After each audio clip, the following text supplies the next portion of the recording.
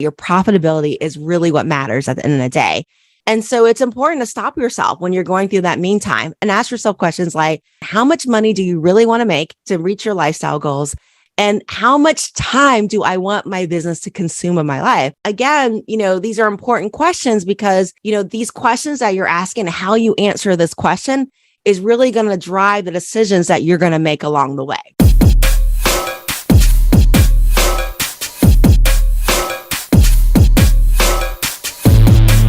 We will definitely have an interesting discussion today. And it's a discussion that I actually decided to call The Meantime. And I chose it to call this topic because I think every entrepreneur faces this at some point in their journey. And usually what happens in the entrepreneurship journey is it happens a lot of times when you're close to hitting that milestone. So if you're close to hitting 7 figures, it happens at 7 figures. If you're a startup business, it's when you're getting ready to bring on your first employee. You're going from $250,000 to $500,000 category there. So it's usually right when you start to hit a major milestone is when you start to feel this impact in the meantime point. And it's interesting because what happens is as entrepreneurs, right, we really desire to scale. There's something alluring about getting bigger, something about crossing a new revenue threshold. And we're really excited about this happening. We can see this happening. We can see sales happening. We can see our team. We can see our processes getting better. But it's interesting because while at the same time things are getting better and we see this movement towards a target, there's not enough money in the OpEx account, right, to make that next investment. There's not enough money in the OpEx account to hire that person that we really need to take us to that next level, right? And what happens in this meantime is a lot of times as entrepreneurs, we're starting to feel overworked, right? We feel like, oh my gosh, if I get another call, another prospect coming through the door, I don't feel like I can service that, right? Or we look at our teams and you see it in their eyes, right? They look stretched thin. They look maxed out in capacity. And when you're saying, I got a new assignment, you can see their eyes like wanting to dart out of the room, right? Before you give them another assignment. But at the same time, we get these opportunities that are coming through the door. We see our team overworked.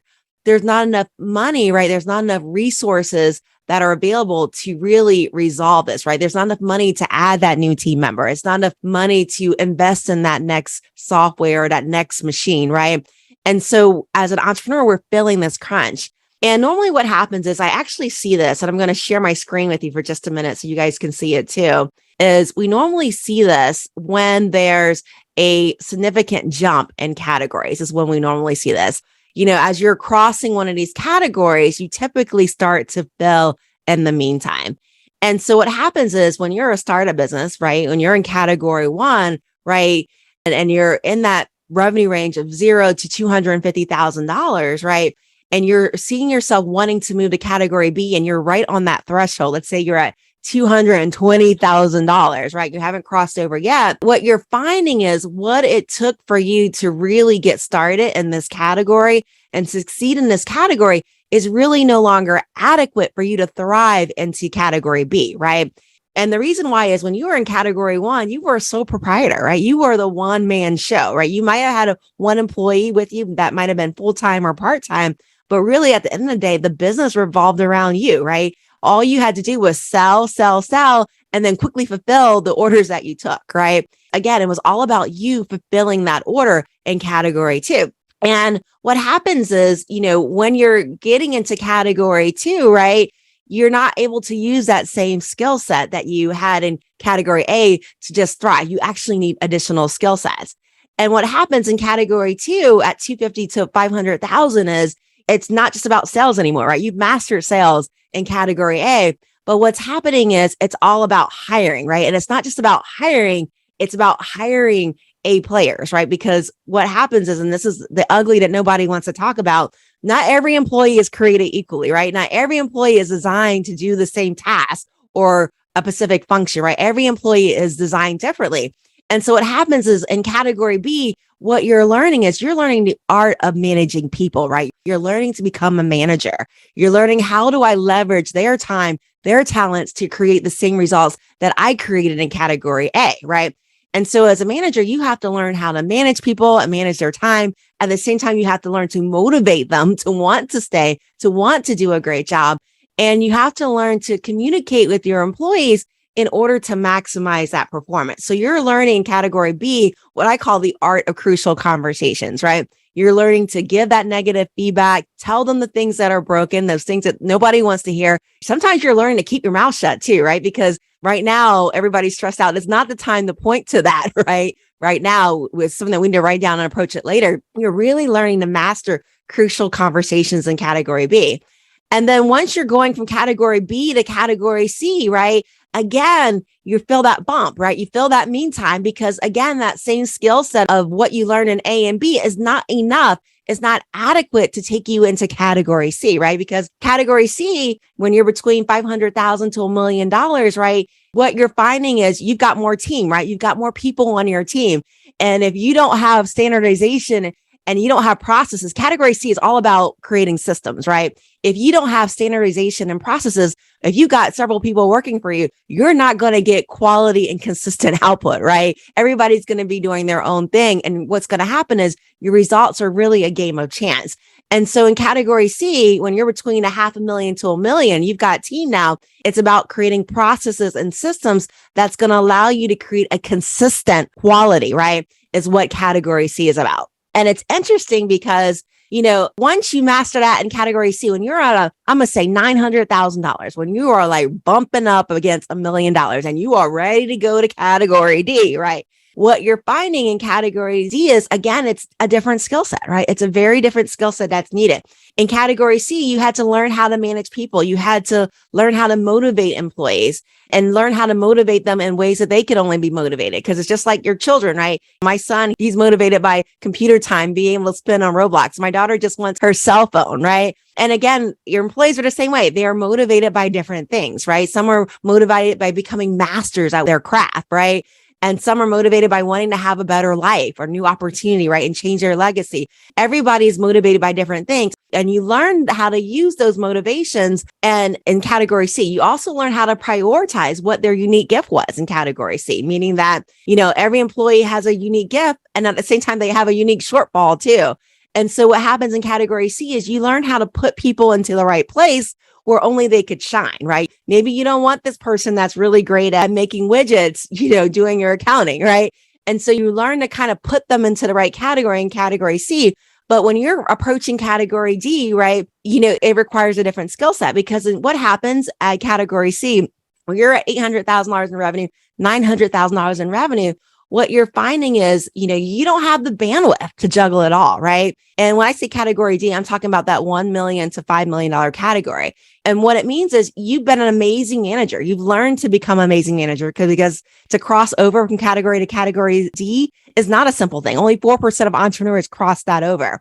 And what that means is you've learned how to manage people. You learn how to be amazing at sales. You learn how to market what you do. However, the skill set that you've learned along the way, A, B, and C, are not going to necessarily be the skill set that's needed to become in category D. Because what happens in category D, or when you're approaching category D from category C, is what you're finding yourself is, you're finding yourself in a place where you only have 24 hours in a day, right? Nobody has a single second more. And what you're feeling like as you're approaching category D is you feel like you're giving way more than you're receiving. Okay. And some of you guys will probably tell me that you felt that way. You literally feel like you're giving more than you're receiving. You feel mentally exhausted at the end of the day. And although the money is good, because in category C, you can easily be making $500,000, right? Because 50% is owner's benefit. At the end of the day, what you're finding is you're making so many decisions and you're juggling, right? Because you're still in control of sales. You're still in control of managing people. You're still in control of fulfillment. But what's happening is you're literally mentally exhausted as you approach category D from category C.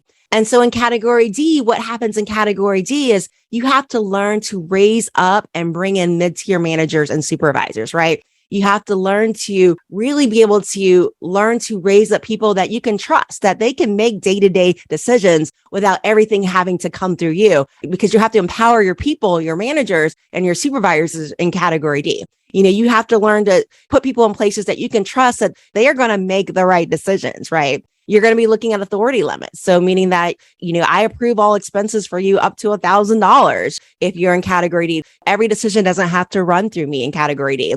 In some cases, you're allowing them to enter into smaller contracts without you necessarily being involved in category D. And what happens is you have to trust their ability, the people that you're bringing on as managers in category D, to be able to deliver high quality products or services that traditionally you've been the one that's been responsible for carrying that torch, right? And so that's what happens in category D.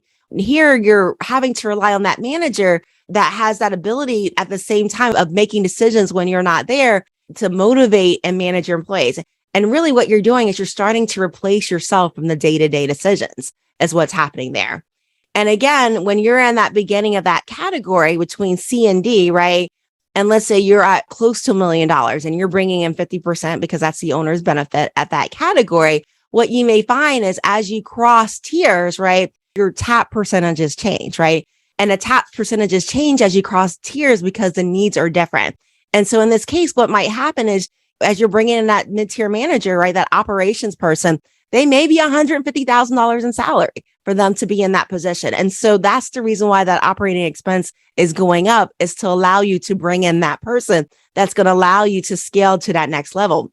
And what happens to that on that other side is because your percentages are changing, what you might find yourself in a place is you might actually be bringing in less money, right? Because if you're bringing in $500,000 at the top of your category in C, you may only be bringing in $350,000 at $1,001 when you're in category D, right? But again, these percentages are changing because they're allowing you to strategically bring in that higher level person that you need to make those decisions in category D. Each category has its challenges, right? They say new level equals new devil, right? You guys have all heard that before. And today, what I want to do is I want to talk about how do you manage when you're approaching that next tier, right? If you haven't quite made it there, I want to talk about how do you manage that uncomfortability? How do you manage that squeeze, right? Where we needed somebody yesterday, but our money is really tight. OpEx doesn't allow it. It doesn't fit into our tap tiers. How do you manage that meantime in order to get relief for your team as well as for yourself? And today, what I want to do is I want to give you guys some ideas and some suggestions about what to think about and perhaps implement while you travel across the meantime, right? Because literally that's what you're doing is you're traveling across the meantime when you're doing this. So first of all, the meantime, it is a difficult place, right? It is not an easy place for anybody to be in the meantime. You know, I have personally been in the meantime many, many times. And I can tell you this, I've hated it every single time that I've been in the meantime. It is literally not an easy time for anybody.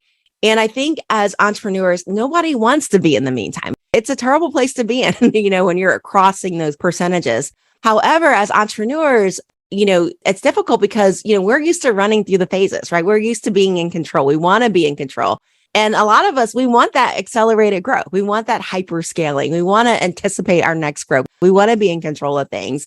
But sometimes when we grow too fast, right? When we put into place things and we bring on staff that we really can't afford yet, right?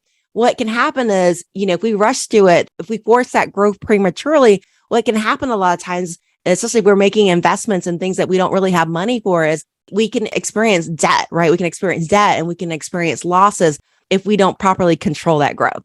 And so that meantime is any point in our entrepreneurship travel where we needed somebody yesterday, right? We needed that help. We needed that investment and that new infrastructure and that new equipment, but we just didn't have the money in OpEx. Like I said, we've all been there. And if you've not been there yet, lucky you, but you will get there as just part of the entrepreneur journey. So today, let's talk about the meantime and let's talk about some suggestions for the meantime. So first of all, when I think about traversing through the meantime, I love that word traversing, like traveling through time, right? That meantime. Sometimes I'm like, I wish I could just skip 5 years ahead, right? Or skip this moment. You know, when you're traversing through the meantime, it's important to know, first of all, before you even start is, what does winning look like for you personally? That's probably the most important question you can ask yourself when you're going through the meantime. And I think as entrepreneurs, it's so easy as an entrepreneur to get seduced by that concept of scaling. You know, everybody is talking about growing to be 7 figures, multi-7 figures, right? And it's a word that's thrown out there like this is the ultimate goal. But it's interesting because a lot of times people don't stop and think about what are the other things that they want in life? What are the things that are really important to them? And the reason why this is so important is because there's so many ways to get to the same bottom line. There's so many ways to get to the same outcome. And although a 7-figure business sounds alluring, right? Everybody wants it and it's a great thing to have.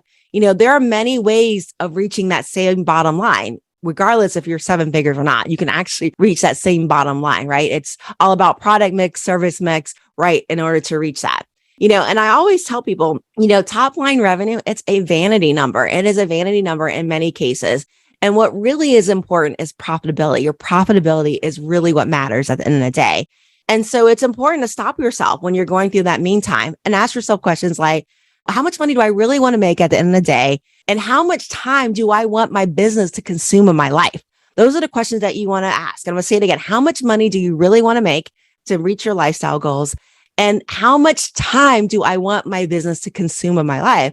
Again, these are important questions because, these questions that you're asking, how you answer this question is really going to drive the decisions that you're going to make along the way, right? Like, how much money do you really want to make? And how much time do you want to put into this? And not only are these going to drive the decisions that you're going to make, but it's also going to drive the strategy that you're going to have to take in order to get there. So sit down with it, sit down and think about these questions and figure it out. How much money do you want to make at the end of the day?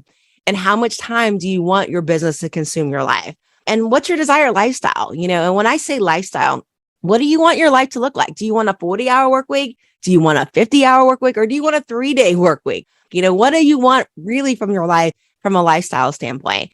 And then what I want you to do is I want you to determine the shortest route to achieve this. Okay. And I really emphasize that word, the shortest route, because I meet so many entrepreneurs. They're so focused on scaling. They're so focused on like reaching seven figures, multi seven figures, that they are willing to trade margins for value.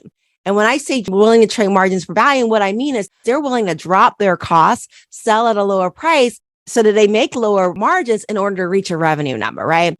And so what's happening is they're playing a pricing game. And in fact, what's happening is they're choosing to work twice as hard for the same outcome, right? Because if you cut your margins, you have to work twice as hard to get that same profit, right? And I hope that's not anybody here. And so again, what I'm recommending is create a strategy using the shortest route to obtain your desired income and lifestyle choice, the shortest route.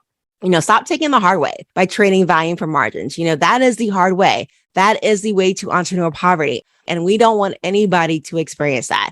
And if you find that you can't be profitable at your current level, creating more volume is not going to solve the problem. It's not going to solve your profit issue, because if you're experiencing losses and negative, that just begets more losses and negative, right? You can't keep adding negatives and hoping that it turns to positive, right? This is not multiplication here. It's just creating more negative. So you don't want to trade margins for value. You want to make sure that you are consistently profitable, right? As you grow and scale. The next thing that I would look at is, how can I continue to obtain more clients? So how do I continue to grow with more clients or customers while not creating additional overhead or fixed costs? Okay. I'm going to say that one more time. How can I continue to obtain more clients or customers without taking on additional overhead or fixed costs? And when I say fixed costs are costs that you're committed to pay regardless of your volume and revenue. Okay. They're things that you're contractually bound to. So there's a contract typically in place. And fixed costs are things like your rent, right? When you sign that office lease, it's for 1 year, 3 years, 5 years or more, right? It's that mortgage. That mortgage isn't going to go away once you sign it. It's those contractual obligations. It's those full-time employees that you have to bring on payroll, that you have to pay them whether they are billable or not billable, whether they're chargeable, whether they're working on projects or not. You have an obligation to pay them. And fixed costs are anything that ties up your resources in an inflexible way. And what you want to do is, when you are in the meantime, what you want to do is you want to analyze, how do I grow my revenue without increasing my fixed costs, is what you want to do. And what you want to think about is, how can I correlate an increase in revenue with a constant ratio of variable costs? Okay. And when I say variable costs, what I mean is it's a cost that's incurred in congruency to an increase in revenue. So there's usually a variable cost ratio. For example, if I have $1 of sales, it costs me 30 cents to produce that. My variable cost is 30 cents, right? So every time I sell something, it's going to cost me an additional 30 cents for every dollar that I make. And what I'm doing is I'm fixing that variable cost ratio. And what's happening is variable costs are costs that are only incurred when there's an increase in sales volume. An example of variable costs would be an example of commission-based sales payments. So if I have a sales team and they are paid only on commission, meaning they're only paid when they make a sale, this person may be a 1099 person, but again, they're only paid when they achieve a sale. So in effect, what I've done with a commission salesperson, as I increase my revenue, what's happening is I'm increasing my variable costs in correlation with that. So I'm not taking on additional expenses without incurring revenue. There's a dollar for like a 30 cents to a dollar ratio, right? Depending on what we're talking about here is what I'm doing. So again, what I'm doing is I'm correlating an increase in variable costs with an increase in sales. Another example of this might be, I might be looking for a contractor to partner with, right? And in this case with this contractor, I'm only paying this contractor when they are contracted to do a particular job. So I don't have somebody sitting on my payroll waiting for the job to come in, right? Or to get an order. I'm only bringing people in as I have a need. And so, a lot of times people will say, well, if I depend on contractors, sometimes they're not reliable. They may not be there when I need them, right? And so what I suggest in that case is build a network of contractors that you can pull from, right? Build that network that of people that are around that you can bring on when you need them. And again, the goal here is to correlate the increase in revenue or sales with the fixed variable cost. Again, I'm only bringing contract labor when I have projects that I can assign them. So again, I'm incurring the additional fixed variable costs when I incur the revenue. I don't have expenses that don't correlate directly with sales is what's happening. The other way to do this is finding part-time hourly employees, right? Is another way to correlate increasing sales volume with increasing costs. Because again, I can bring on a part-time employee and they're only paid when they're doing chargeable work, right? I'm only bringing them in when I have projects for them to do. And again, what's happening is I'm focusing on correlating that additional revenue with my variable costs. And again, it's just focusing that additional revenue with that fixed variable cost is what we want to do. And again, what we're doing is we're holding down those profit margins, right? We're keeping the profit margin absolutely the same as what we're doing. Now, the next thing that I would consider doing is how do I create higher profit margins, right? Higher profit margins, higher spread between my revenue that I charge and the cost it takes for me to produce that within the current products and services that I'm offering. So I'm not reinventing the wheel here. I'm just creating higher profit margins is what I'm doing. And by this, what I mean is how do you create additional revenue without necessarily increasing expenses? And how do I add simple services that don't require a lot of resources, right? An example that I think about is, I like my local car wash, right? My car, when I leave it outside, it gets dusty. And I have a local car wash that I like going to. And it's not a fancy car wash. It's an automated car wash, right? It's one of those ones that you drive through, you're done in 2 minutes. It's super quick, super reliable. Usually they don't get tangled on my bike rack when I go through this car wash. And this car wash, it has a mid-tier package. And this mid-tier package is about $5 more than the low-end car wash. And what they say is one of the things that they're going to do is they're going to make sure that my car shines when I leave. They're going to spray a shine coat on my car. And again, it's about $5 more for this mid-tier package. And it's interesting because I bet it doesn't cost my car wash that much money to give me the shine coating, and it probably doesn't cost them really anything.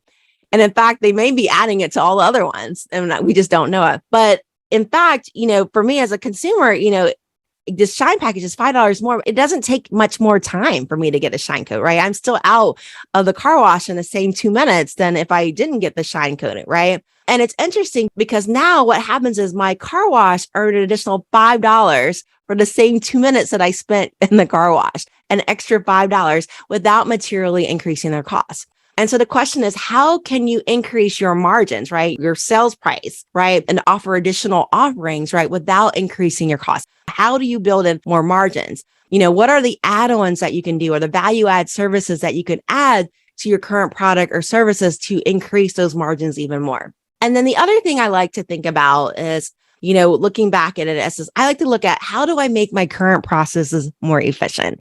I am notorious for walking around the office and asking one of our team members, hey, can I just observe your process for a while? I'm just curious, how do you do this? And what I'm doing is I'm looking for redundancy. I'm looking for things that I can potentially eliminate in the process. And so my question is, what are the redundancies in your process? What are softwares that you're currently subscribing to that are redundant softwares of other things that you already own, right? What can you eliminate in your process?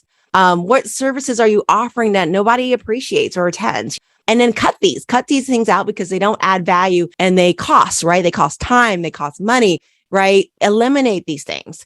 And then the last thing that I like to do in the meantime is, I like to look for opportunities to automate and to outsource. Okay. And I'll give you an example. As an accountant, You guys have probably seen the joke about the accountant and coming to the accountant's office. As an accountant, my life can easily become overrun with paper. You guys have seen like those pictures of the accountants with like paper up to here on both sides of them, right? For me, one day I decided that I was going to eliminate all paper from my life, and I was going to embrace Zen, and I was going to be kind to nature.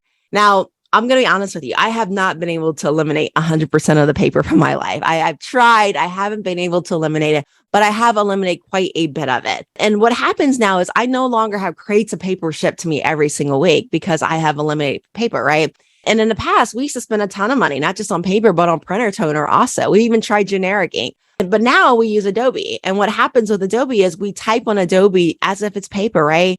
And I actually use my iPad in order to keep notes. And so what's happening is I'm no longer buying bulk notepads and scanning those notes in. We've invested in dual monitors. So all of our team has at least 2 monitors. Some of them have 3. And what's happened is we've eliminated paper significantly in our company. Instead of mailing, we used to mail a lot of things back and forth. Now we use a portal and we use DocuSign. And what's happened is we've eliminated costs associated with the postage. And so what happens is we don't have the post office fees and the FedEx charges that we used to incur because we now do everything more electronic is what we do. So entrepreneurs, what I'm saying is, what can you automate or reduce costs for? What can you automate or reduce costs for? And if you have a competitor, right, and that competitor can do things faster than you, right, and they can do it at least the same quality as you, consider a relationship that's commission based, or you can just mark up as you partner with them, right? So what's happening is you're white labeling their work. And now what happens when you're white labeling, right, where you're using the resources of your competitor, right, is you don't have to worry about building team and scaling, right? You can just focus on sales. You can focus on your zone of genius and focus on what you did well in category A, which you probably really loved on your TAP journey, while having your competitor worry about scaling and team and figuring out their process because you're white labeling under theirs now. So those are just some of my suggestions that I have on how to navigate the meantime as you move through those TAP percentages categories that we've set for you.